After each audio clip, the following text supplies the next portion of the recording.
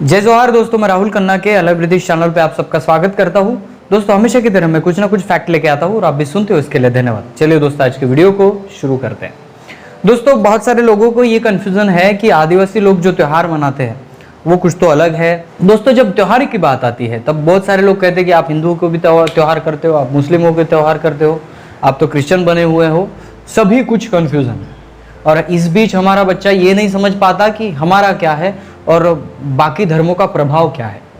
तो इसमें अगर हम एक बात करें तो बहुत सारे लेखकों ने, इतिहासकारों ने ये साबित किया है कि वो किसी भी धर्म से नहीं है। यानी आदिवासी का जो कल्चर है, सभ्यता है, वो हजारों सालों से आई है, हजारों सालों से आई है, लेकिन वो किसी किताब में बद्ध नहीं है, किसी किताब में उसको लिखा गया नहीं है। इसका मतलब ये नहीं है कि वो जो रूढ़ी परंपरा है आदिवासियों की वो सब गलत है। उसको किताबों में लिखने का काम अभी ये 20-25 सालों में बहुत भारी मात्रा में हो रहा है, और ये हमारे लिए प्लस पॉइंट है कि उसको किताबों में उसके रीजन सहित लिखा जा रहा है।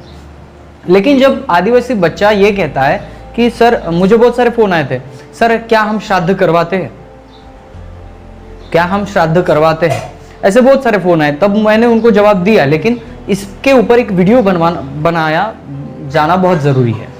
तो दोस्तों आज की वीडियो में आप देखेंगे कि आदिवासियों के त्योहार कैसे होते हैं, क्यों होते हैं। मैं मेन कंटेंट को पकड़ रहा हूँ, जो आपके पास परंपरा है वो अलग अलग हो सकती है। जैसे कि देखिए, मैं गोंड आदमी हूँ, तो मेरे समाज में जो भी परंपरा है तो वो परंपरा बाकी समाजों में दिखती है, कंटेंट दिखता है, परंपरा अलग तरीके से दिखती है। जैसे कि गोंड आदमी यह अपना जो है मृत्यु संस्कार दफनाता है, ठीक है।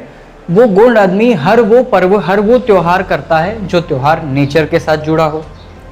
वही बात हमें मुंडा, संथाल भी लोगों में दिखती है।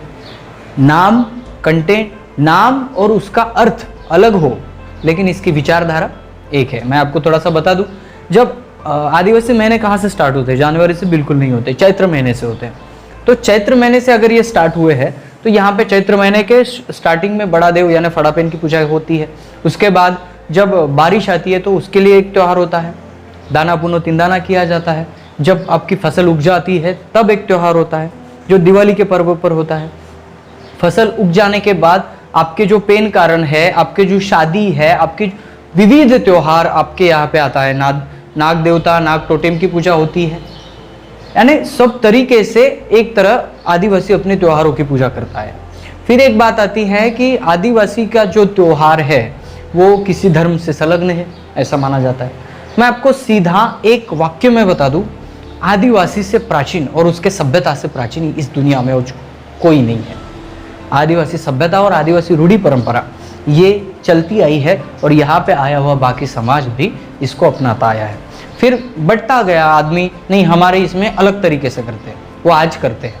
लेकिन जब सबसे पहले अगर किसी धर्म पर किसका प्रभाव पड़ा हो तो वह आदिवासी संस्कृति का है। तो दोस्तों मेरे जो दोस्त है वो वीडियो देखते हैं, उनको मैं एक बताने की कोशिश करूंगा कि दोस्तों देखिए, जिस परंपरा की विचारधारा नेचर से संलग्न है वो आदिवासियों का त्योहार है। जिस परंपराओं की विचारधारा आप बहुत सारे, मैं आपको थोड़ा सा बता दूं, चंद्रपुर सांदागढ़ में एक गोंड राजा का दरगाह है। आप बिल्कुल चकित मत हुइएगा, गोंड राजा का दरगाह है। अभी आप कहोगे गोंड राजा मुस्लिम भी बने थे? हमारे लोग कुछ एरिया में दुर्गा पूजन भी करते हैं, वो हिंदू नहीं हुए। वैसे ही ये लोग जो गोंड राजा का दरगाह देखा गया है, उस दरगाह में मुस्लिम लोग जाके नमाज पढ़ते, उनके वो है। गोंड राजा जब प्रजा का राजा था तब प्रजा में गोंड समुदाय को छोड़कर बाकी समुदाय भी आते थे। जैसे हमारे राजाओं ने मंदिर भी बनवाए जब वो सत्ता में थे, तब उन्होंने एक दरगाह भी बनवा दिया। इसका मतलब ये नहीं है, अगर आज भी आपको आदिवासी कौम किसी मुस्लिम के मुहर्रम में या हिंदू के दुर्गाष्टमी में जाके नाचते आपको दिखेंगे, तो इसका मतलब ये नहीं है दोस्तों कि वो जाके उस धर्म के सभी नियम को पालन करते हैं। ये एक समानता का विचार है। अगर आप हमारे समाज के कुछ लोग मुस्लिमों में जाके उनके जो त्यौहार है उसमें शरीक होते हो, कोई दूसरे धर्म के इसमें शरीक होते हो, नाचते हो, गाते हो, तो ये एक समानता है।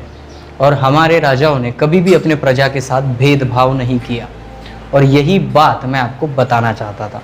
चांदागढ़ में जो बंगला है वो गोंड राजा ने भले ही बांध के दिया हो, लेकिन वो उस कौम के लिए है। और ये बातें आपको ध्यान रखनी चाहिए कि जब भी यहाँ पे गोंड राजा का साम्राज्य था, गोंडवाना था, तो गोंडवाना में रहने वाले सभी जाति, सभी धर्मी, सभी पंथियों को भी यहाँ पे उनका विचार किया जाता था। ऐसा नहीं है कि गोंडी लोग थे तो बाकी लोगों का विचार नहीं होता था। गोंडवाना की डेफिनेशन अगर आप समझना चाहते हो तो आपको यही समझना पड़ेगा, ठोरी, कोड़ी, चमार, कोई भी आदमी हो, तेली हो, ओबीसी हो, एसटी हो, ये सभी को समान दर्जा दिया जाता था। हाँ, तादाद गोंड लोगों की ज़्यादा होने के कारण उसको गोंडवाना नाम दिया जाता था, लेकिन फिर भी गोंडवाना के छत्र छाया के नीचे सभी कौम, सभी समुदाय एक साथ रहते थे। दोस्तों, मैं त्योहार के बारे में अगर आप सोचे तो आपको ये दिखेगा कि त्योहार में हमें नृत्य कला, गायन कला, वादन कला करने की पहले से परंपरा थी। ये मैंने आपको बताया कि इतिहास को याद रखने के लिए वो पाटा उस गाने के मार्फत और वो नृत्य उस इतिहास के मार्फत किया जाता है, बहुत अलग अलग तरीके से। अभी इंडिया में इतने सारे जातियाँ, इतने सारे हैं कि यहाँ पे हर त्योहार का यहाँ पे लगाना बहुत गलत होगा, क्योंकि गोंड लोगों में रावण मुरी पूजा होती है रंग पंचमी के दिन, लेकिन बाकी समुदाय में होली को जला ही नहीं जाता। आप समझ रहे हो, होली को जला ही नहीं जाता, उसको पूजा जाता है। यानी अपने अपने तरीके से त्योहार होते हैं, लेकिन आप एक बात याद रखें, उन सभी त्योहारों का कंटेंट एक होता है कि वो नेचर से संलग्न है। आपने कभी सुना है नया खाना? यानी जब आपके त्योहार के जब आपके खेती में एक नया बीज उत्पन्न होता है, फसल उगने लगती है, तब उसके कुछ दाने जो होते हैं वो फसल से लाए जाते हैं, उसकी पूजा होती है। उसकी पूजा होने के बाद वो त्योहार बड़ी धूमधाम से मनाया जाता है, फिर फसल काटी जाती है। समझ रहे हो? आपको अगर किसी आपके जमीन में बीज को बोना है तो उसके पहले वो बीज है वो बीज जंगोदाई के तरफ ले जाया जाता है, जंगोदाई के सामने रखा जाता है, उसको अच्छी तरह से रख के फिर वो लाके खेत में बोया जाता है। ये क्यों होता है? ये त्योहार जो है वो त्योहार फसल डालने के साथ उगने तक, यानी जैसे रुख बदलते हैं वैसे त्योहार भी हो जाते हैं। तो दोस्तों, इस त्योहार का मतलब और विचारधारा नेचर से जुड़ी है, मानव के कल्याणकारी मूल्य से जुड़ी है, और इसलिए आदिवासी के जो त्योहार है वो आज भी वो धूमधाम से मनाते हैं, और इसका साइंटिफिक रीज़न है, इसके पीछे कोई भी अंधश्रद्धा नहीं है।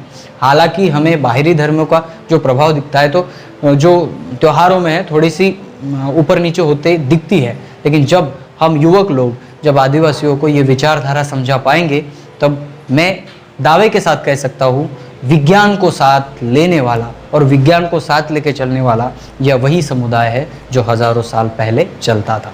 तो दोस्तों, अगर त्योहारों की बातें, त्योहार के नाम अलग हो सकते हैं लेकिन उसका कंटेंट नहीं, तो आपको ये भी समझ में आएगा। अभी आप सोचेंगे कि दुर्गा पूजा होती है नवरात्रि में, गोंड लोगों में दुर्गा पूजा नहीं होती, तो यहाँ पे नरुंगदाई पूजा होती है। स्त्री के 9 शक्तियों का और 9 रूपों का यहाँ पे पूजन किया जाता है। उसमें से खैरा दाई, जंगो दाई, हमारी कली कंकाली, ये सभी जो दाई आती है गोंडवाना में, इन सभी की पूजा होती है। कहीं प्रतिमा बिठाई नहीं जाती, तो उनके नाम से जो मैंने आपको पंचमहाभूत वाला घट समझाया है वो बिठाया जाता है। नरुंगदाई की पूजा के लिए एक मैं स्पेशल वीडियो बनाने वाला हूँ। तो आपको यही समझाना था कि जो भी तीज त्योहार गोंडियन लोगों के, आदिवासी लोगों के हैं, नाम अलग है, परंपराएं अलग है, लेकिन कंटेंट और विचारधारा एक है। तो दोस्तों, अगर त्योहारों के बारे में इंफॉर्मेशन आपको अच्छी लगी तो लाइक, शेयर, कमेंट कर देना। मिलते हैं अगले वीडियो, अगले टॉपिक के साथ। तब तक के लिए जय सेवा, जय जोहार, जय आदिवासी, जय गोंडवाना, जय भीम।